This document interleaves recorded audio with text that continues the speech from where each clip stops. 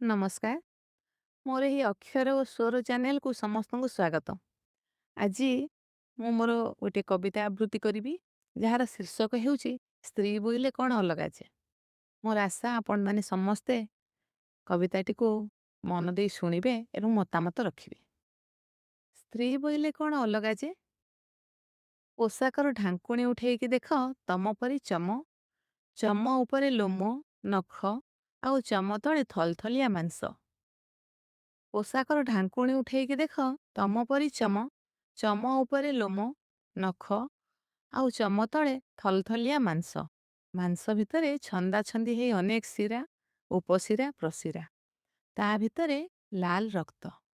ମାଂସ ଭିତରେ ବି ହାଡ଼, ସିଧା ବଙ୍କା ଗୋଟିକିଆ ଦି ଟିକିଆ ହାଡ଼କୁ ଯୋଡ଼ୁଥିବା ଗଣ୍ଠି।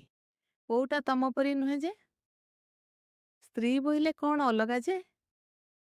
ନାକରେ ହାତ ଦେଇ ଦେଖ ତମ ପରି ପବନ ଟାଣେ ଭିତରକୁ, ଛାଡ଼େ ବାହାରକୁ। ନାକରେ ହାତ ଦେଇ ଦେଖ ତମ ପରି ପବନ ଟାଣେ ଭିତରକୁ, ଛାଡ଼େ ବାହାରକୁ।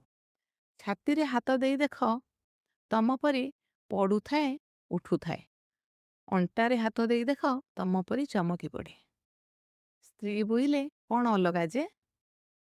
ସ୍ତ୍ରୀ ବୋଇଲେ କ'ଣ ଅଲଗା ଯେ? ଆଖିରେ ତାର ଖୋଜ ତମ ପରି ସ୍ୱପ୍ନ କିଛି ଥିବ। ଆଉ ଟିକେ ଖୋଜ ତମ ପରି ପୂରି ନଥିବା ଆଶା କିଛି ଥିବ। ଆଖିରେ ତାର ଖୋଜ ତମ ପରି ସ୍ୱପ୍ନ କିଛି ଥିବ। ଆଉ ଟିକେ ଖୋଜ ତମ ପରି ପୂରି ନଥିବା ଆଶା କିଛି ଥିବ।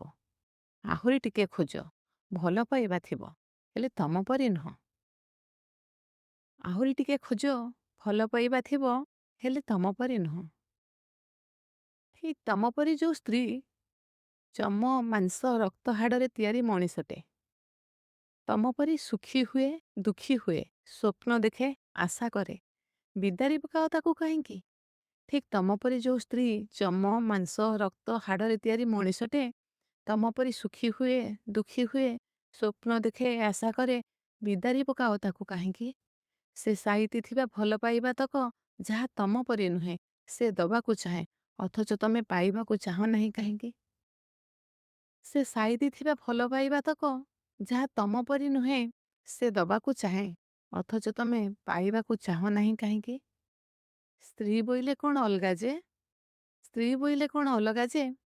ହେଲେ ତମେ କ'ଣ ସ୍ତ୍ରୀଟିଏ ହେଇପାରିବ? ତମେ କ'ଣ ସ୍ତ୍ରୀଟିଏ ହେଇପାରିବ?